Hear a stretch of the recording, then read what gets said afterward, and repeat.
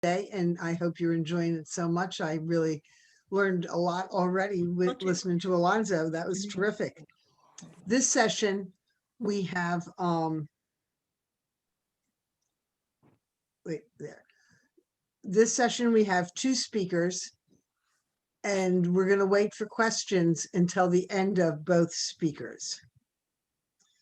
You can write in the chat if you have a question so you don't forget it for the end, and we'll take a look at that. And you can also, at the end, when we come to the Q&A, raise your hand, which is an icon at the bottom, and ask your questions. So without further ado, I want to introduce Janelle Bryant, who has been a master gardener for 11 years. Her interest has been in growing the native plants of the region and encouraging residents to grow them on their properties.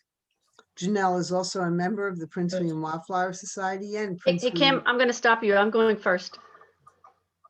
Oh, Janine. okay.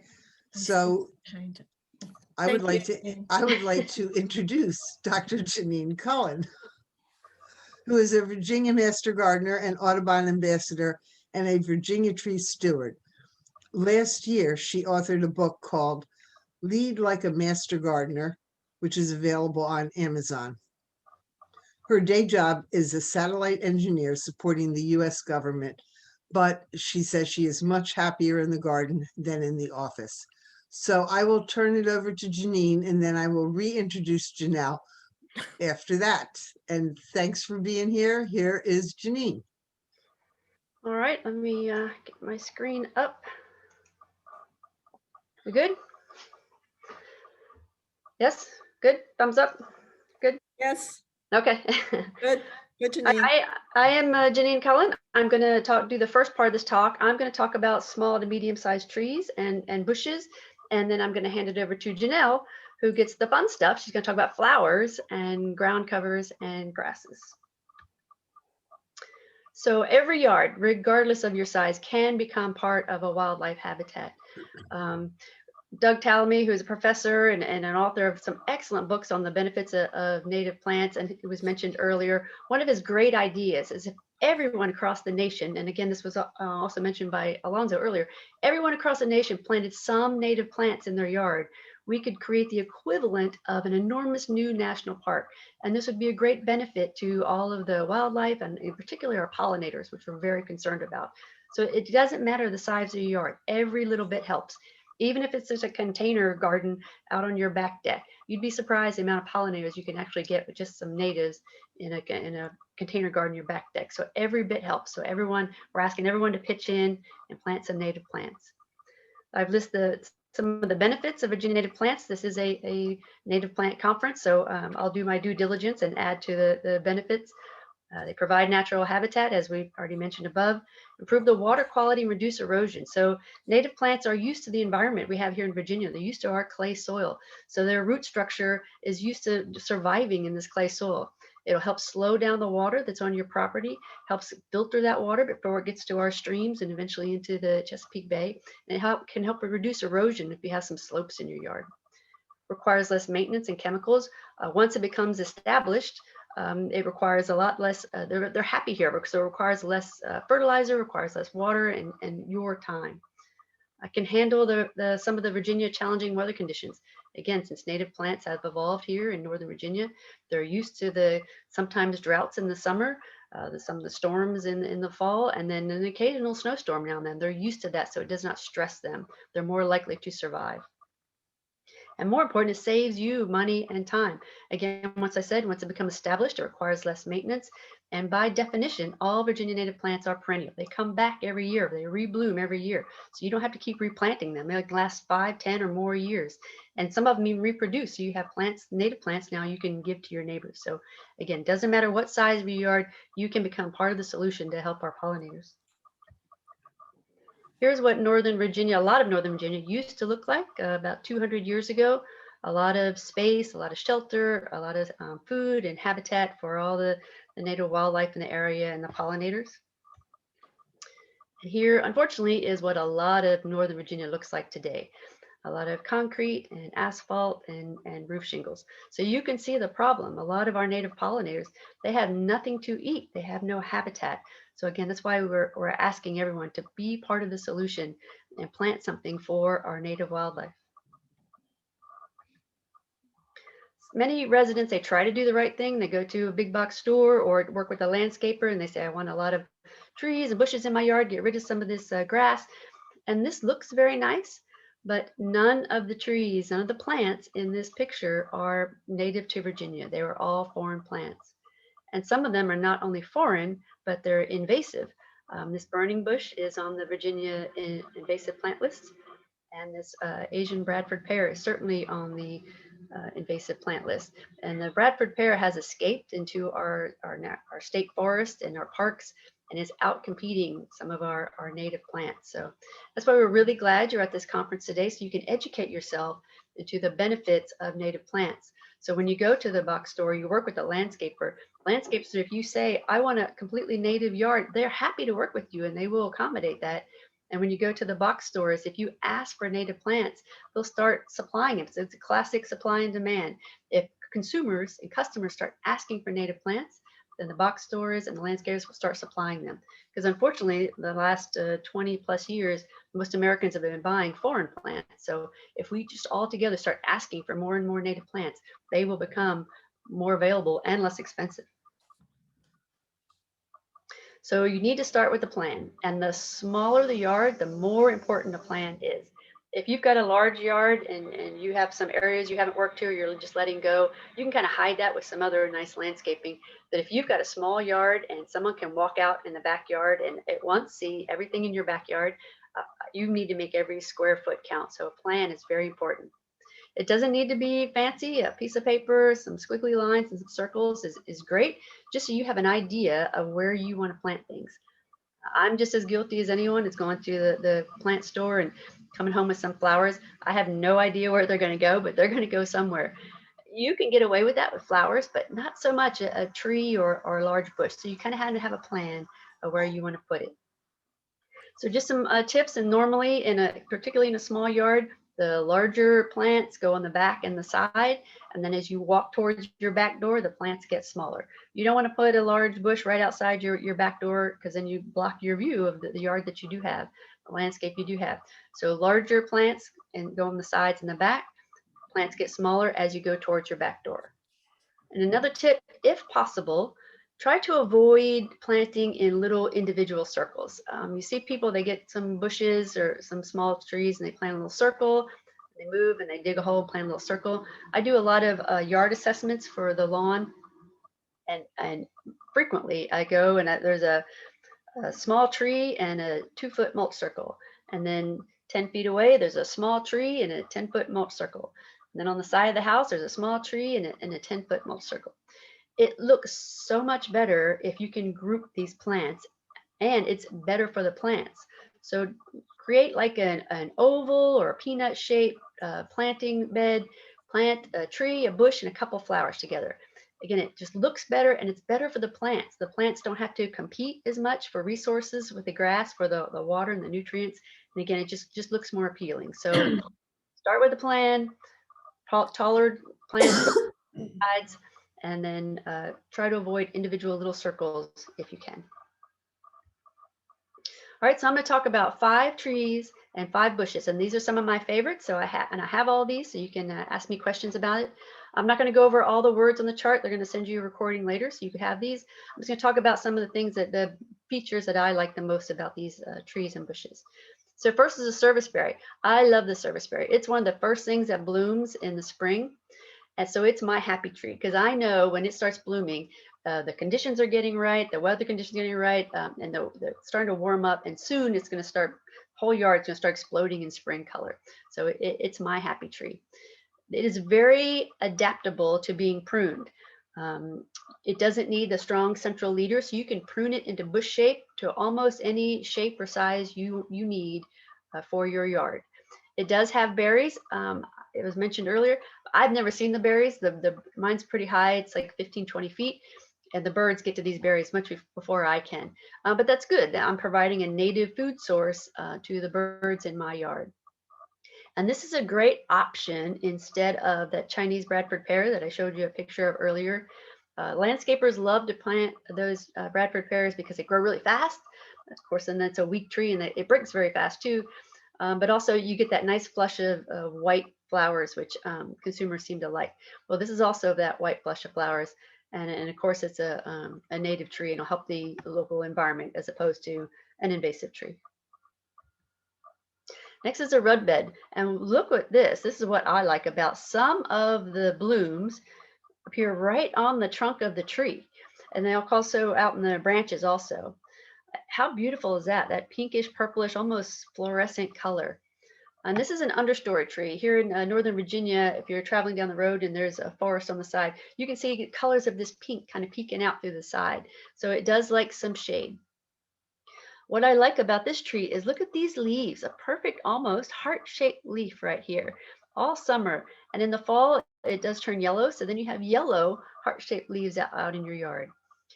Sometimes if you have this, you'll see like a perfect little semicircle cut out of these leaves.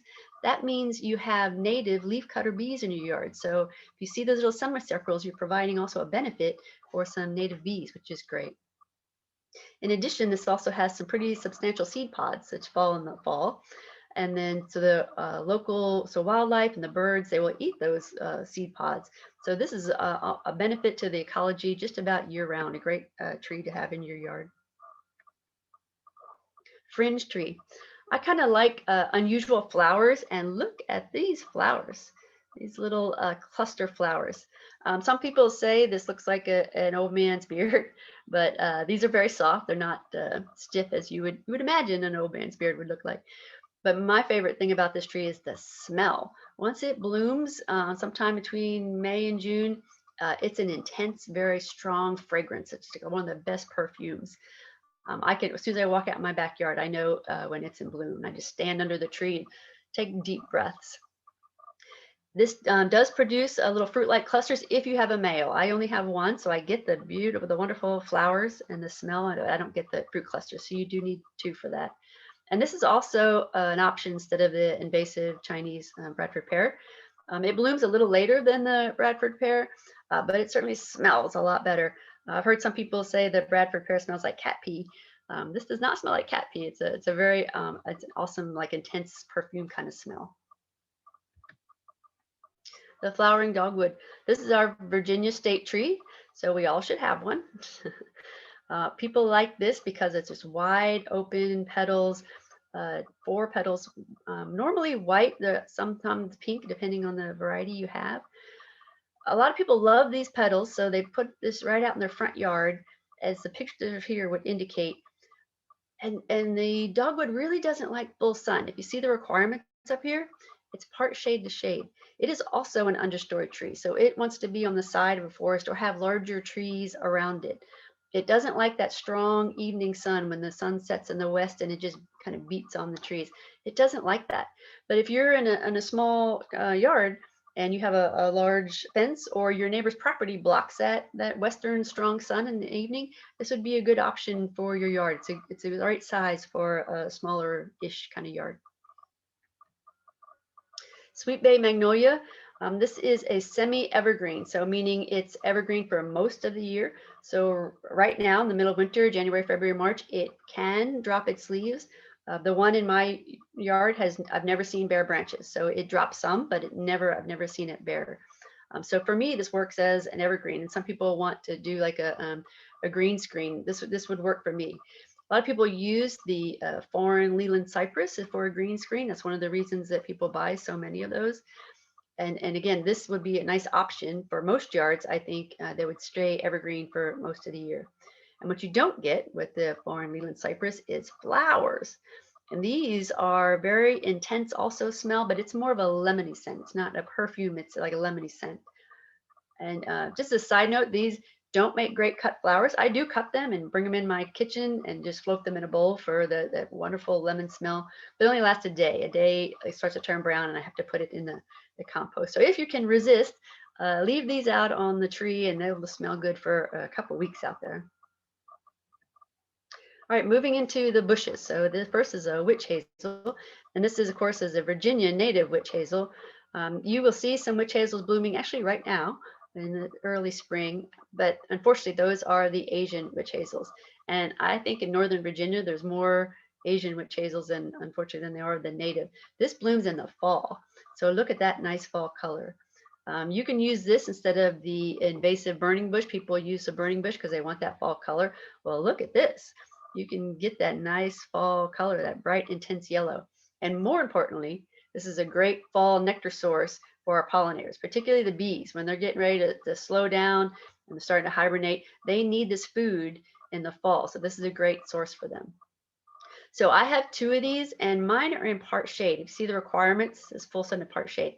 I get some of these flowers in this intense, but not like this. So I think if this is what you're looking for, that intense bloom of yellow in the fall, go more towards the full sun option for this. It's a great bush to have in your yard.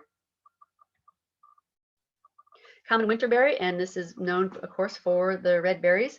This is a deciduous bush, so it loses its leaves in the fall. And once it drops all its leaves, the berries stay. So you have a bush full of red berries, and the birds just love it. Particularly in my yard, the cardinals. They can't fit into this bush with all the leaves on it, but once it drops its leaves, they just sit on the branches and they eat all these berries. Mine don't last that long. I have friends that the recent snow we had, they showed me pictures of their winter berries with the berries still on it. Mine are all gone. But again, that's okay because then I've provided a natural food source for all the birds in my yard. You can use this instead of the foreign boxwoods or the hollies. The hollies have a similar looking berry to this, but they keep their leaves. So I think what's most striking about the winterberry is when it drops its leaves and you just have these red berries. So 9 bark. And I do like this because of the bark. It has some terrific spring flowers, and these remind me a lot of the Japanese spirea. So this is a good option to use instead of the Japanese spirea. It has great foliage throughout the summer. It's this purplish, pinkish kind of foliage, which is a good contrast. In the summer, you have a lot of greenery around. So this is it's like a focal point kind of plant in your yard. But what I like is in the fall and the winter, it's deciduous, so it drops all its leaves. You're left with this orangish, light brown kind of peeling bark, and it stays that way all winter. It doesn't die back to the ground. So I think this is very interesting. So to me, this is a year-round interest for this bush. Maple leaf viburnum, good spring flowers, nice bright white flowers that attract the pollinators. Very big foliage, very wide leaves, and as the name would indicate, it looks like the maple leaf. It does have berries in the fall, which gets snatched up very quickly by the birds in my yard. But this is my favorite part. In the fall, and even going into winter, the leaves turn this pinkish purplish side, and these are big leaves, and it lasts a long time. They don't turn brown and crinkly in a couple days. This lasts a long time, so you can see them out in your landscape. So this is my favorite part about the native maple leaf viburnum. All right, my last bush is the Virginia sweet spire. And look at these flowers. These are spires, white spires all the way around, and it's a pollinator magnet. Butterflies and bees are all over this. And people plant the invasive butterfly bush because they say they want to attract the butterflies and the pollinators. Well, this is a great option, and it's of course a native option. So I have 2 of these in my yard. And again, if you look at the requirements, full sun to part shade, mine is again in part shade. It's underneath a couple oak trees. I get some of these flowers, but not all the way around like this. And I do get some pollinators. So if this is what you're looking for, I would really move towards more of the full sun for this native bush. All right, my last chart, just a nice reminder. A world without insects is a world without birds. We're asking everyone to plant some native plants in their yard. You will get insects, you will get caterpillars, and they will nibble on your leaves. But that's what the birds need to survive. As Alonzo said earlier, 97% of our birds cannot live without caterpillars. So we're asking you to plant some native plants to be part of the solution to help our birds and our pollinators. Here's some good resources for you. This is Native Plants for Wildlife from the Northern Virginia Audubon Society. If you go to that link, there's a free PDF you can download, a colored PDF that has a lot of nice plants for Northern Virginia. I think every single plant that I talked about today is in that PDF, and it'll give you more information and other options if you have different conditions in your yard. Second one is native plants for the small yard. I talked earlier about the importance of having a plan. If you go to this link, you can download some actual templates for small yards. So if you want a little pocket garden, or if you have the space, a little water feature, they'll give you some templates actually where you can think about where to put plants. And the last one is a small space gardening for pollinators. Just an article written by the Master Gardeners of Northern Virginia. It is just a good, nice article, and it mentioned a lot of the plants that I talked about today. So just more reinforcement and some more ideas for you. So that is it for me. Thank you very much. I will stop sharing and turn it over to Janelle. Thank you. And we welcome Jannell. I already introduced her. If anybody has questions about her qualifications or what she does, raise your hand. And again, we're going to be answering questions and discussing things at the end of Jannell's presentation. So without further ado, I will turn it over to Jannell. Thanks for being here.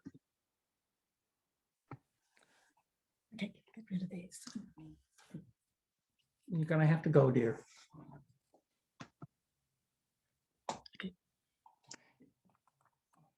Okay, thank you, Kim, for the introduction, and thank you, Janine, for a great start of your presentation.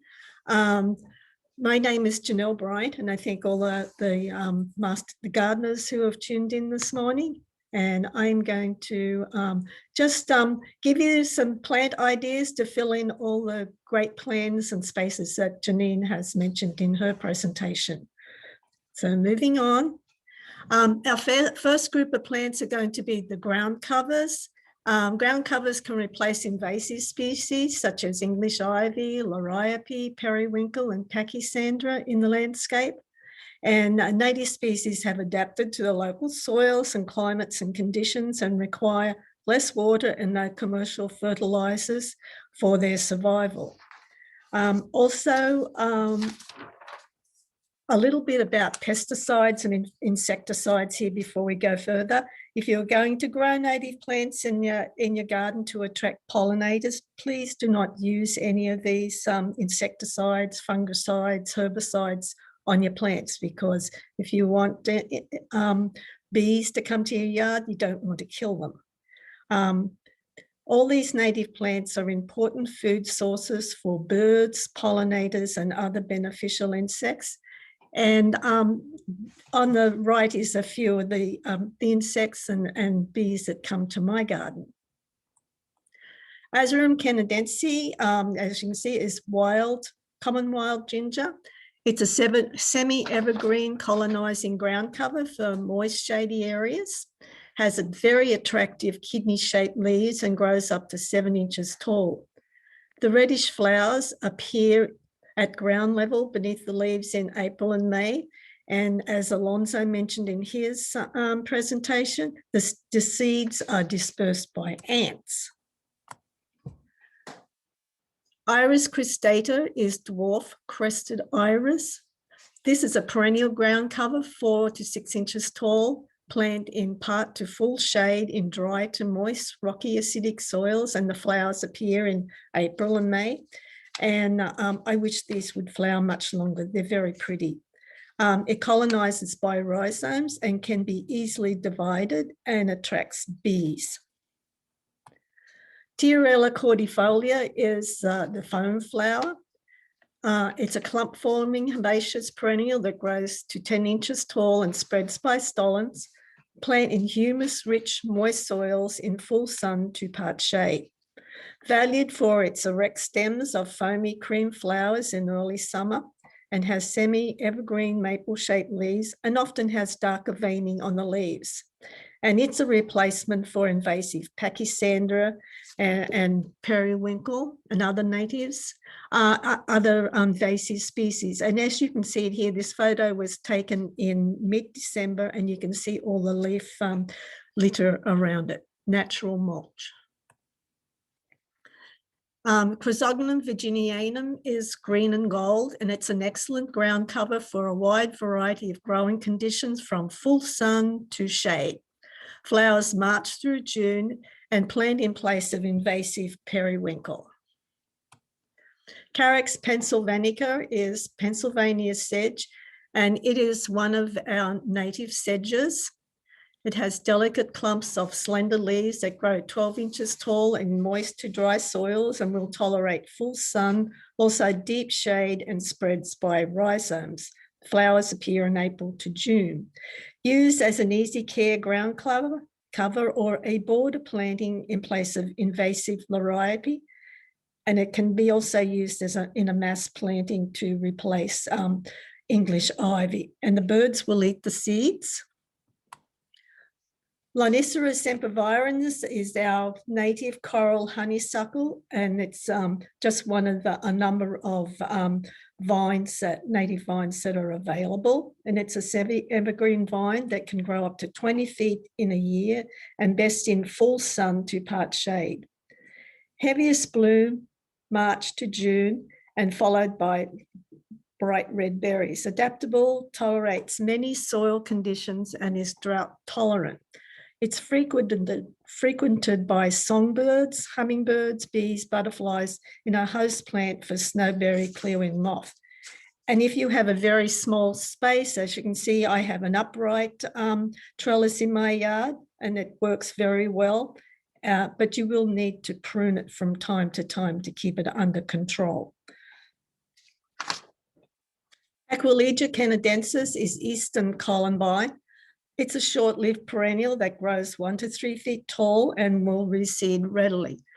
Plant in part to full shade in well-drained soils, also suitable for rock gardens. Red and yellow bell-like flowers in April to May and attracts native bees. Hummingbirds love it. Hawk moths and larval host to columbine dusty-winged caterpillars. It will spread. Polysticum rusticroides is Christmas fern, and fronds grow 1 to 3 feet, taller when fertile, and reproduces by spores. The spores appears like rust on the back of some of the fern fronds, but don't cut them off. Plant in moist, well-drained, humus-rich acidic soils, and fern does tolerate some sun. Evergreen and so named as it stays green through the holiday season around Christmas time. This is a good evergreen border or in mass plantings in the shade. It also makes a very nice container plant. Arubia divaricata is whitewood aster, and this is one of our native asters. Plant in full or dappled shade in moist, well-drained acidic soils. Will grow 6 inches to 3 feet tall and produces masses of small white flower clusters from August to October. Plant in place of invasive pachysandra and other invasive ground covers. Attracts butterflies, and this is a really beautiful plant in a mass planting. We have here Geranium Maculadin is our spotted geranium, wild geranium, and it's also called cranesbill. And this is an attractive perennial that grows 8 inches to 28 inches tall in humus-rich soils. If planted in full sun, it will require some regular watering. Flower April to June and attracts native birds and native bees. This is just a suggestion. Use in a mailbox garden with Penstemon digitalis, tickseed, Panicum virgatum, and some green and gold. Purpurea americana is American alum root, and it's also called coral belts. Plant in full to part shade in dry to moist soils, good in rock gardens, borders, and ground cover for shady areas and as a container plant. Flowers April to June, attracts bees and no deer browse. And as you can see here, this one was taken in mid-December, and once again, you can see all the leaf litter around it, which provides natural fertilizer. Penstemon digitalis is beard tongue, plant in full to part sun in moist to dry loam, sandy soils, including clay. Once established, it tolerates drought. Showy white tubular flowers in May and June and attracts hummingbirds, native bees, and tolerates deer browse. Zizia aurea is golden Alexander's, and this is very much a favorite plant. Must have perennial that grows to 2 feet tall and tolerates full sun to full shade. Flowers April to June and moist to wet soils best, including clays. This one attracts native bees, parasitoid insects, and is a larval host to black swallowtail butterfly caterpillars. And the deer leave this one alone. Echinacea Purpurea is purple coneflower, popular perennial with raspy leaves and grows up to 4 feet tall in full sun to part shade. Prefers moist, loamy soils, drought tolerant once established. This is a flower of the prairies, but it is a welcome addition in local gardens. And this is one of my very favorite plants. Flowers in summer and attracts birds, native bees, butterflies, and insects. And usually deer leave this one alone. Asclepias tuberosa is butterfly weed. This is a late emerging perennial that grows 1 foot to 2 feet tall. Plant in full sun to part shade in moist to dry, well-drained soils best. Grows from seed and is somewhat slow to establish. It has a large taproot and once established does not transplant well, especially when it's 15 inches long. Small seedlings can be readily transplanted and it flowers from May to September and is very attractive in flower. Attracts many butterfly species, also bees and insects, and is a host plant for monarch butterfly caterpillars. Onothera fruticosa is narrow-leaf sundrops. Plant this one in full sun to moist to dry soils. Grows up to 3 feet tall and is a showy addition in the summer garden. Flowers from May to September and attracts birds and hummingbirds. Rudbeckia fulgida is orange coneflower. This is also a very favorite plant. Very easy and low maintenance plant for beginning gardeners and is tolerant of many moist to dry soil types. Flowers July to hard frost. A favorite food source for songbirds, bees, butterflies, and beneficial insects. Now we're into the asters, Symphyotricum aster species. Symphyotricum is a genus of about 90 species, both annual and perennial. Aster species are important foundation plants and will grow on disturbed sites and are used for habitat restoration. Plant in full sun and are tolerant of dry soils, including clay. It flowers late summer through the fall and attracts insects, native bees, and butterflies.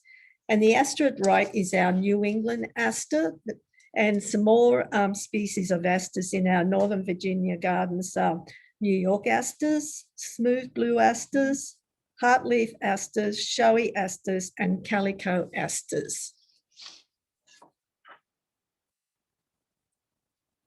Solidago species are our important goldenrods. Solidago species is a genus of approximately 110 species that flower from summer through fall. Important foundation plants in any pollinator garden. Visited by butterflies, native bees, and insects, and many species attract parasitoid insects that target other bad insects.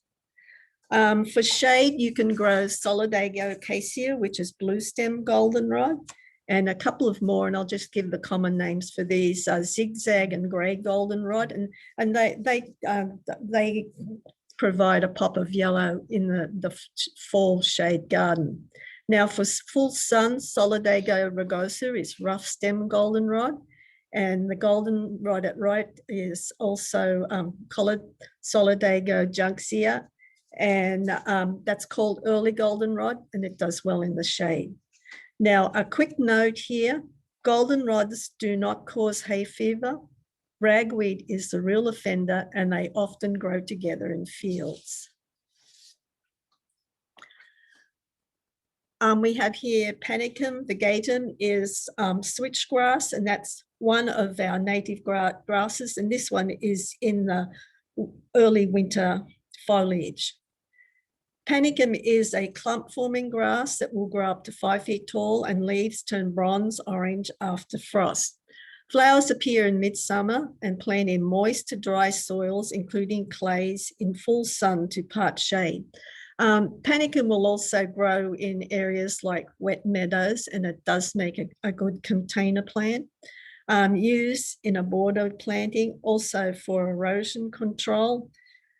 You can use it as a specimen planting and think of it as like architecture and sculpture for your garden. Birds eat the seeds.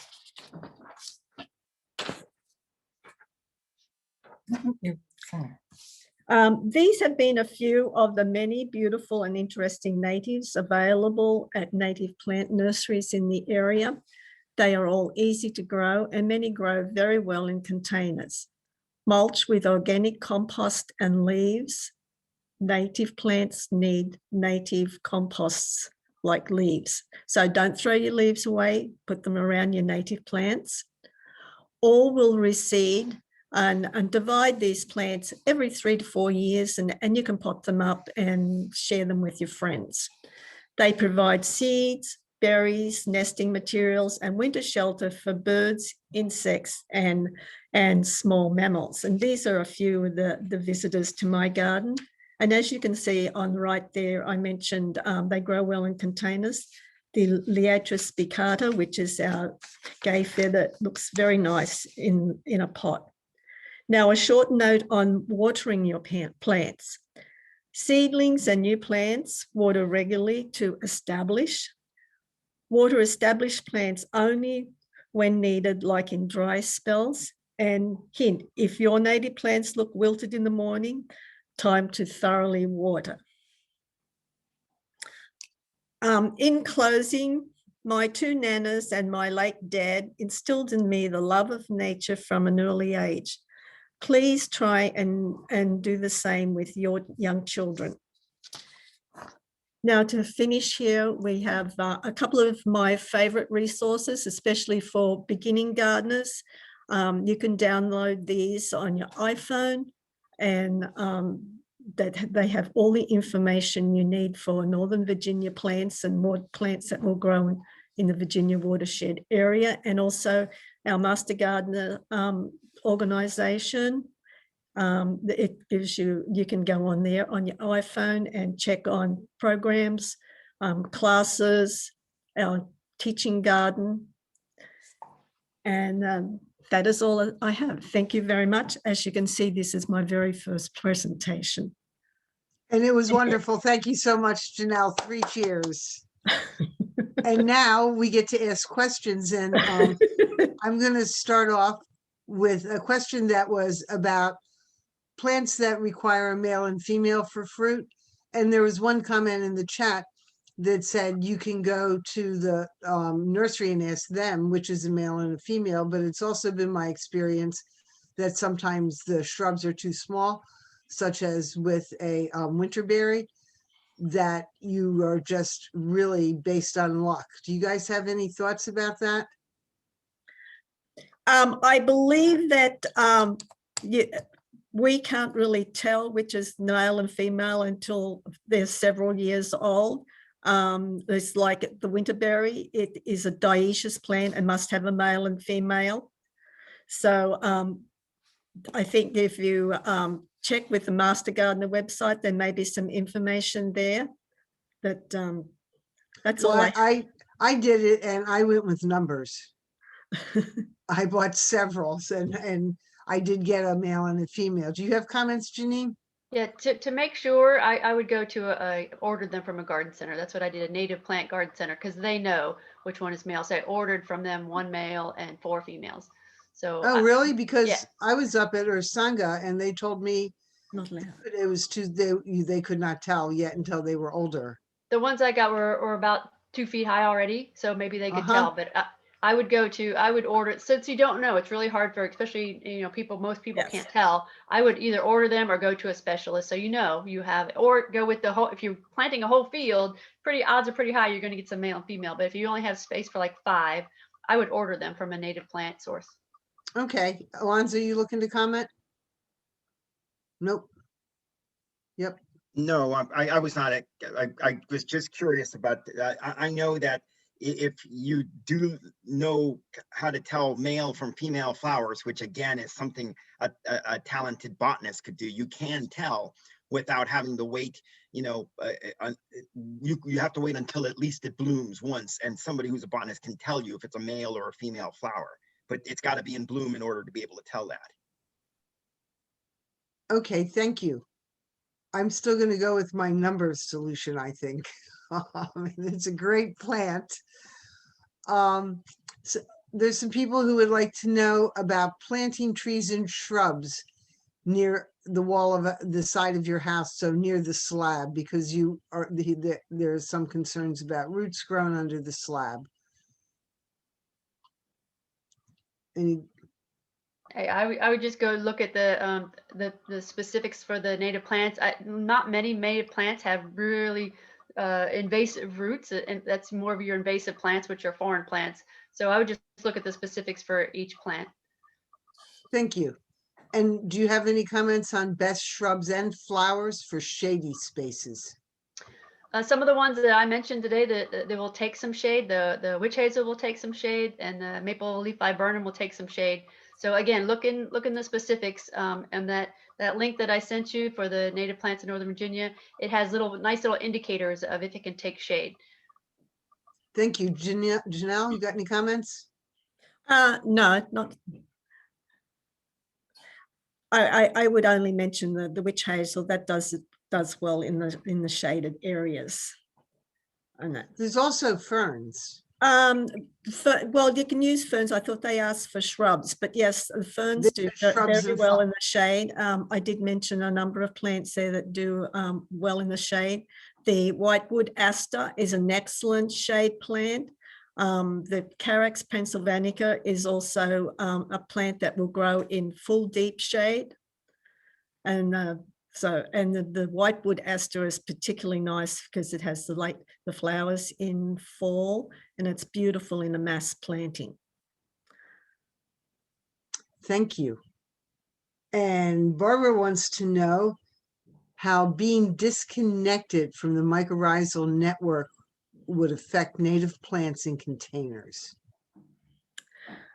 Oh, well, I'm afraid I'm not able to answer that one because I'm just starting to venture into putting native plants in containers. Most native plants will do quite well in containers, large containers, on a patio or on a balcony. Even the native honeysuckle that will grow well on a balcony. Make sure you use native mulch on it, like leaves, rotted compost, organic rotted compost. Okay. Any other comments?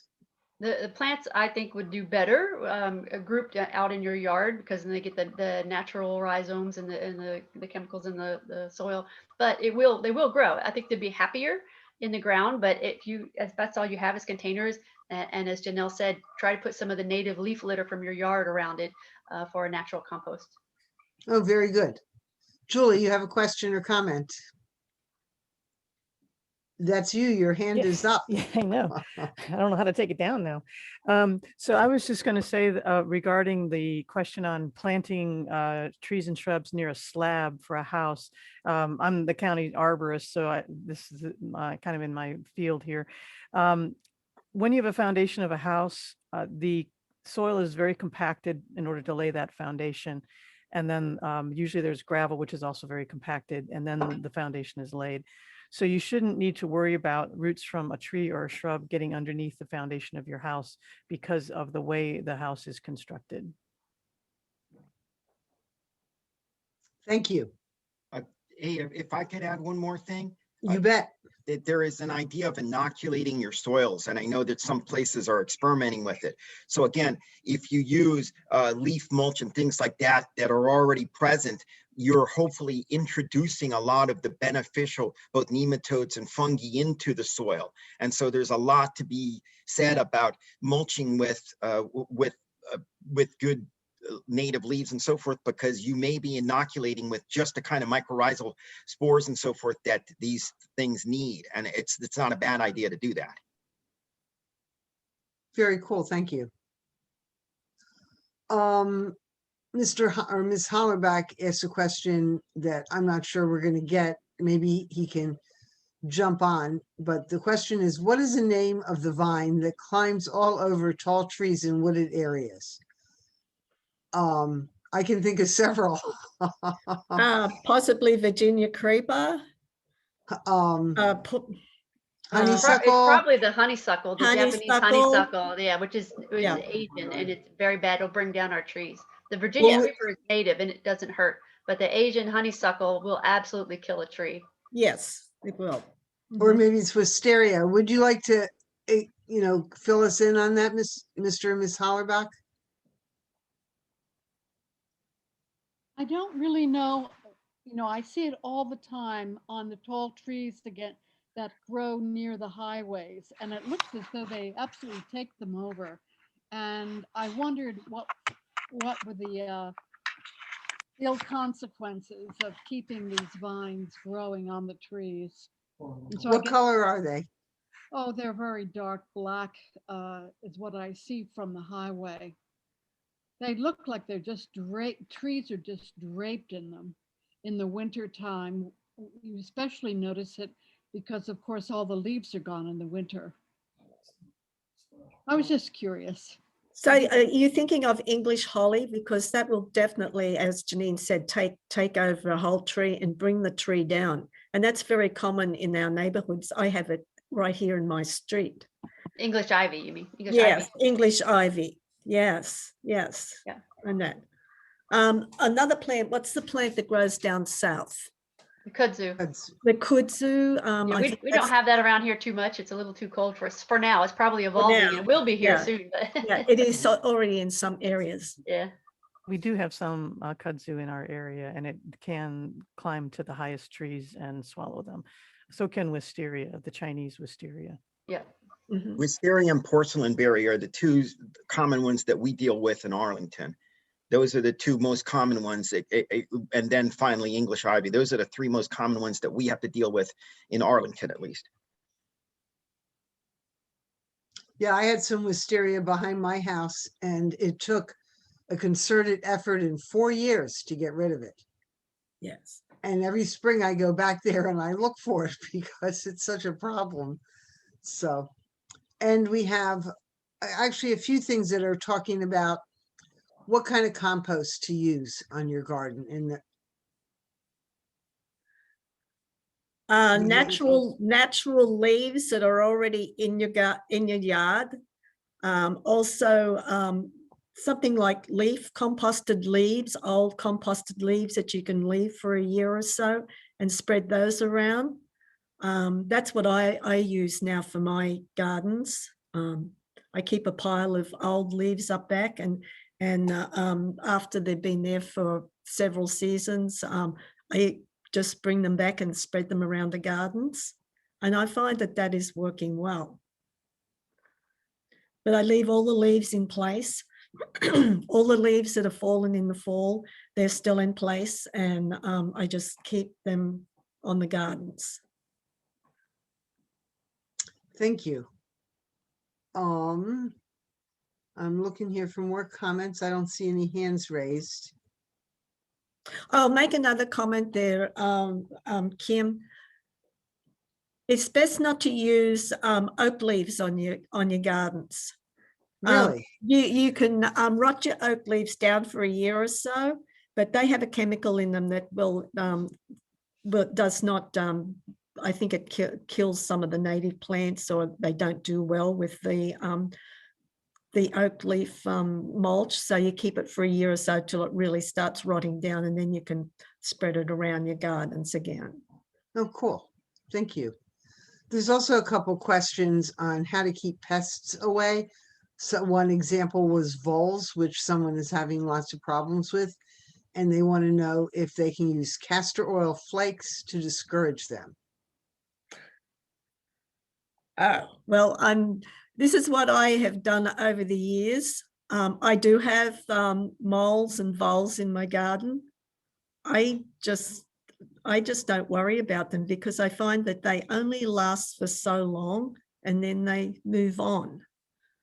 The moles eat the grubs in the gardens, and the voles, yes, I know, they, over the years, I've not known how to control them, but I have not had them in several years, so I must have done something correct out there. Okay, and there's lots of questions about where to buy plants, and there's answers in the chat and online that I think will be sent out afterwards. In this area, Nature by Design and Earth Sangha are both two that come right to mind. Do you guys have any other things we should really consider, keep in our heads about that? I order things through Izel. It's IZEL. It's a native plant. You put in your exact zip code, and it will only ship you things that for your zip code. So if you, but then you have to buy like a flat of things. So if you want a mass planting, some of the flowers in particular, native flowers. So that's a good source. Thank you. What about cicadas? Does anybody have comments on how they would affect your backyard garden? I can speak a little bit to that. I think some of the concern with cicadas is that we're due to get the 17-year cicada this coming summer, and whether or not you plant a really young plant, do you need to worry about the cicadas kind of destroying your efforts? Generally speaking, I think if you're putting in a really young plant, a very small plant, you probably don't need to worry about it. But actually out at the Merrimack Farm Wildlife Garden, we planted some serviceberry that were probably about 7 or 8 feet tall when they went in. The cicadas did come that year, and they did damage that size of a tree fairly significantly. They didn't die, but they did have several branches that were damaged by the cicadas. So on a more mature tree, you really don't need to worry about that. On a kind of the size of tree that you would typically buy at a landscape or nursery, I would say that size tree you might want to hold off until after the cicadas are done. But things like perennials and annuals and most shrubs, you really don't need to worry about those. And at Merrimack Farm, the serviceberries are almost gone. That's for sure. They have never really recovered well, or there's some other conditions out there that is presenting challenges, even though, by the book, it's supposed to be a great spot for them. I can tell you one thing we've learned out at Merrimack Farm at the Wildlife Garden is that plants move around. You plant them one place and they come back the next year in another place. Yeah. And that's very interesting to see. And we try to go with that out there. And some things that you think would be perfect and you're planting in the perfect spot just doesn't work out at all. And I can actually give Winterberry as an example, which we have planted it just for some reason in a low wet place, which I think is not the optimum conditions for the Winterberry. And it is the nicest Winterberry I have ever seen. It just is blooming and the berries are fabulous. So I guess from that, I can say that, my thoughts in gardening are to give the plants a little bit of their own head and let them go where they want to go, and to work with what they're telling me about where they want to grow.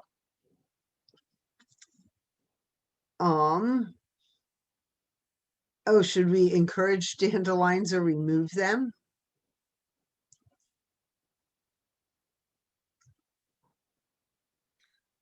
Go for it, Alonzo. Well, it's an early pollen source, but there's been some studies that say that it's not that healthy for many bees, including they've done some studies on honeybees in particular. So yes, it's there as an early source, and that's fine, but it's not as healthy as having something native.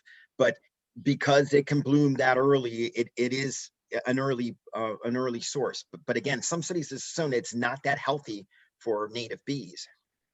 Oh, interesting. Yeah, that is interesting. If I can find it, the study, I'll post it. But again, that question's come up before in my capital naturalist thing, and somebody, I think Carrie Wickstead put a very good article that explains studies, particularly done on honeybees, and how yes, it was available, and it's available, that's what they're going to use, but in the end was not that healthy for the actual colony itself. And you can assume that it was probably have the same effects on the native bees as well, because they obviously did not evolve with it. Very interesting. Mhm. And we have like 2 more minutes, and we have several questions here. One that I'm on is when you plant a bush, a lot of time, many of them will sucker and spread. And how can that be controlled and managed in a small yard, or really in any yard?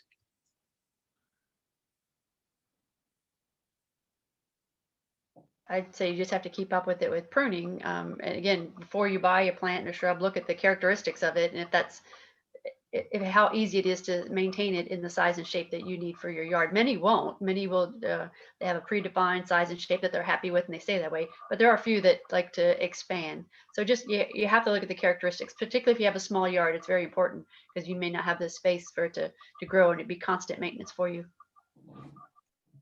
And somebody wants to know real quickly if you can recommend a native vine to screen the neighboring property.